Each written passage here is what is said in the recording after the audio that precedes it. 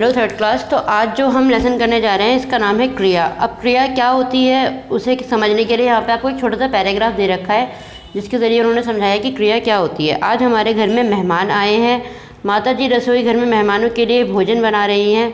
पिताजी उनके साथ बातचीत कर रहे हैं। दादी जी व दादाजी पूजा घर में पूजा कर रहे हैं। तो यहाँ पर कुछ शब्द हैं जो रंगीन आपको दे रखे हैं। तो जैसे है यहाँ पे आना, भोजन बनाना,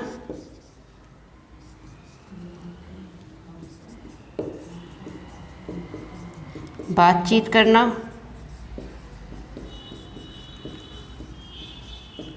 और पूजा करना। तो ये कुछ शब्द हैं जो आपको रंगीन इन्होंने दे रखे हैं। तो जिस भी शब्द से हमें किसी काम का करना या होना पता चलता है वो क्या कहलाता है? क्रिया कहलाती है। तो यहाँ पे आपको सिंपल सा ही डेफिनेशन है कि जो भी शब्द आपको ये बता रहे हैं कि उससे कोई काम हो रहा है, जैसे आना काम है, भोजन बनाना काम है, बातचीत करना, पूजा करना, ये सारी चीज़ें क्या है? काम है। तो हमें इन शब्दों से क्या पता चल रहा है? उस काम का होना पता चल रहा है। तो परिभाषा आपकी यही है इसकी कि जिस भी शब्द से किसी काम का करना या होना पता चलता है उसे हम क्रिया कहते हैं। अब अगला है आपका कि क्रिया के भेद। क्रिया के कितने भेद होते हैं? तो क्रिया के दो भेद होते हैं। ये क्रिया है और क्रिया के दो भेद हैं। पहला है अकर्मक क्रिया और दूसरा है सकर्मक क्रिया। ठीक है। तो क्रिया के कितने भेद हैं? क्रिया के दो भेद हैं, अकर्मक क्रिया और सकर्मक क्रिया। अब हम अकर्मक और सकर्मक के बारे में पढ़ेंगे। तो पहला है आपका सकर्मक क्रिया। जिन क्रियाओं में क्रिया का फल सीधा कर्म पर पड़ता है उसे सकर्मक क्रिया कहते हैं। जैसे अध्यापक ने पाठ पढ़ाया, क्रिया के साथ क्या तथा अथवा किसको लगाने पर जो उत्तर आए वही कर्म होता है। तो जिसमें आपको ये पता चल रहा है कि उसमें क्या काम हो रहा है उसे हम क्रिया कहते हैं। जैसे कोई पूछेगा कि आप क्या कर रहे हो, तो आप बताओगे मैं किताब पढ़ रहा हूँ। तो पढ़ना और किताब क्या है? आपका कर्म है। तो जिन भी शब्दों से आपको उसका कर्म पता चलता है वो हमारी सकर्मक क्रिया होती है। जब क्रियाओं में ना तो कर्म ना हो और क्रिया का फल सीधा कर्ता पर पड़ता है उसे अकर्मक क्रिया कहते हैं। और जिनमें कर्म नहीं पता होता लेकिन सीधे कर्ता से जुड़ जाता है, मतलब ये पता चलता है कि कौन कर रहा है, उससे डायरेक्ट पता चल रहा है, तो वो क्या है? आपकी अकर्मक क्रिया है। जैसे चिड़िया उड़ रही है, ठीक है, और क्या कहते हैं, सांप रेंग रहा है, तो उसमें क्या है? सीधा जो काम कर रहा है, कर्ता जो है, जो काम करता है उससे जुड़ गया है। क्योंकि चिड़िया उड़ रही है तो चिड़िया उड़ेगी ना। अब ये तो नहीं बोलोगे आप चिड़िया क्या कर रही है, तो चिड़िया उड़ रही है। तो जिसमें डायरेक्ट कर्ता से जुड़ जाता है उसमें आपका वो अकर्मक क्रिया होती है, और जिसमें कर्म से जुड़ता है वो आपकी सकर्मक क्रिया होती है। तो ये दो तरह की क्रियाएं हैं आपको।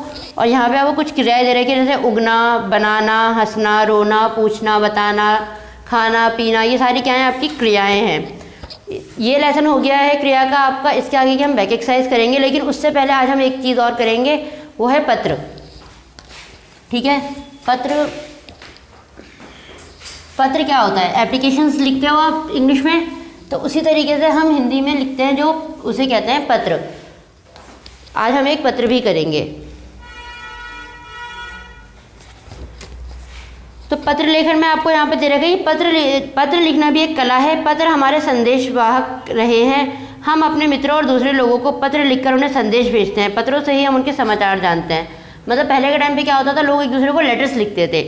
तो जो लेटर लिखना भी एक बहुत मतलब आर्ट है, आपको बहुत ध्यान से लिखना पड़ता है। अब उसके लिए क्या क्या ज़रूरी है वो इन्होंने बताया है आपको, कि पत्र की भाषा सरल, सरस और प्रभावपूर्ण होनी चाहिए। मतलब जो पत्र में आप जो लिख रहे हो वो बहुत ही ईजी सी लैंग्वेज होनी चाहिए, और कुछ ऐसा होना चाहिए कि सामने वाले को बहुत जल्दी समझ में आ जाए। क्योंकि पहले के टाइम पे फ़ोन कॉल का ज़माना नहीं होता था, तो लोग इतना नहीं लंबा लंबा लिख सकते थे। वो कम शब्दों में ही अपनी बातों को लिखना ज़्यादा अच्छा समझते थे। तो पत्र में हमें यही करना होता है। पत्र में वर्तनी तथा विराम चिन्हों का उचित प्रयोग करना चाहिए। मतलब विराम चिन्ह कहाँ पे लगेगा, कौन सा कहाँ पे आप क्या चीज़ यूज़ कर रहे हो, वो आपको अच्छे से ध्यान में रखना है। पत्र कम शब्दों में और स्पष्ट लिखा होना चाहिए। जैसे कि अभी आपको बताया ना कि बड़ी बात को कम शब्दों में लिखते थे वो, ताकि सामने वाले को जल्दी समझ में आ जाए। तो पत्र में ये होता था। पत्र के नीचे पिन कोड अवश्य लिखना चाहिए। तो पिन कोड क्या होता है? जैसे हमारे दिल्ली का है ना 110091, तो ये होता है पिन कोड। तो हर पत्र के नीचे ये लिखना ज़रूरी होता है। पत्र पर तिथि और पाने वाले का पता सही होना चाहिए।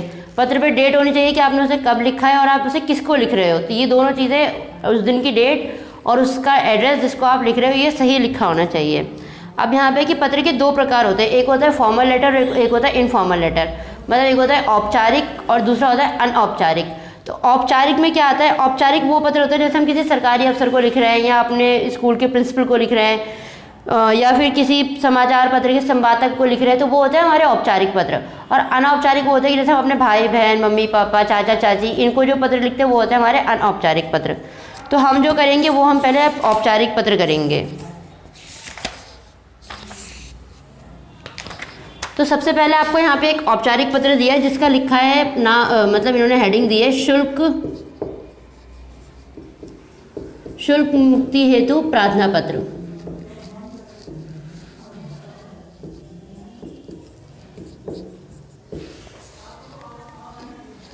शुल्क क्या होता है कि मतलब किसी भी तरह का आपके ऊपर जो वो लगा है, क्या कहते हैं, फाइन लगता है। जैसे स्कूल में फाइन लगता है ना, अगर आप कोई काम गलत करते हो तो वो फाइन जो आपको माफ़ करवाना है तो उसके लिए आप क्या लिखोगे, पत्र लिखोगे।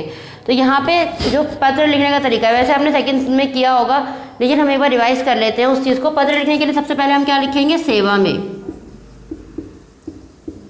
उसके बाद इन्होंने लिखा है प्रधानाचार्य जी। अगर आप कभी कभी हम लिखते हैं श्रीमती प्रधानाचार्य जी या श्रीमान प्रधानाचार्य जी, तो जो लेडीज़ होती है, जो मतलब औरतें, जो लेडीज़ हैं उनके लिए हम श्रीमती लगाते हैं और जो जेंट्स होते हैं उनके लिए हम श्रीमान लगाते हैं। लेकिन यहाँ इन्होंने डायरेक्ट प्रधानाचार्य जी लिखा है तो हम इसी के नीचे प्रधानाचार्य जी लिखेंगे, प्रधानाचार्य जी। उसके बाद है अपने विद्यालय का नाम, आपका जो आपका स्कूल का नाम है वो आप लिखेंगे। तो हम यहाँ लिखेंगे साग पब्लिक स्कूल।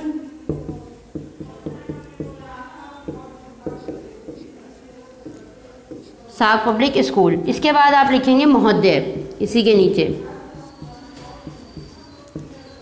इसके बाद आप लिखना शुरू करेंगे सविनय निवेदन ये है कि सविनय निवेदन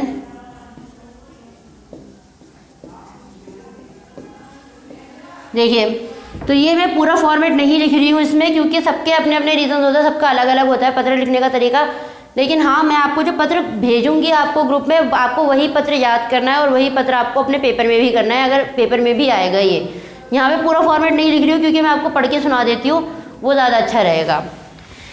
जैसे इन्होंने यहाँ पे अपना रीज़न दिया है कि मेरे पिताजी कई माह से अस्वस्थ चल रहे हैं, मतलब मेरे जो पिताजी है वो काफ़ी टाइम से बीमार चल रहे हैं। इस कारण हमारे परिवार की आर्थिक स्थिति संतोषजनक नहीं है। आर्थिक स्थिति क्या होती है, जो पैसों से जुड़ी जो प्रॉब्लम होती है वो होती है आर्थिक स्थिति, कि हमारे पापा बहुत दिनों से बीमार हैं तो हमारे घर पे पैसों की थोड़ी तंगी चल रही है, उनकी चिकित्सा चल रही है, उन्हें स्वस्थ होने में वक्त लगेगा। अतः आपसे निवेदन है कि मुझे पूर्ण रूप से शुल्क मुक्ति प्रदान करें।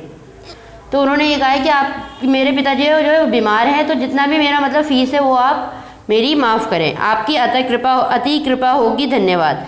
ये सब बोलने के बाद जब पूरा लिखते हो आप, उसके बाद क्या लिखोगे आप लास्ट में, धन्यवाद।